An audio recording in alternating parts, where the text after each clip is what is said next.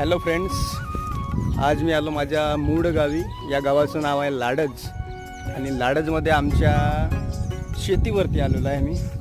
याच शेतीमध्ये काही दिवसापूर्वी जवळपास 2 ते 3 महिन्यांपूर्वी आमच्या या जागेचे आपसी हिस्सेवाटे झाले होते आणि या ठिकाणी पूर्णपणे 14 एकर जागा आहे आणि या 14 एकरापैकी काही जागा इकडे साईडला एक नदीपात्र आहे, या नदीपात्रात गेलेली आहे. तर उर्वरित 9 एकर जागेपैकी 5 हिस्से करण्यात आलेले आहे आणि आपल्या हिस्स्यावरती ही जी आपल्या मागं दिसत आहे ही पूर्ण बाउंड्री आलेली आहे.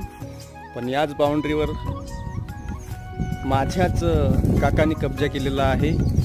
आता मी या ठिकाणी आलेलो आहे आणि मी माझी शेती करण्यासाठी मी इच्छुक आहे.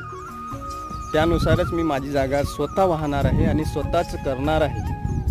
परंतु या ठिकाणी यांनी आता इथं कब्जा केल्यामुळं आणि माझ्याच बांधीमध्ये परत टाकल्यामुळं आता काय करायचं कमेंटमध्ये नक्की सांगा.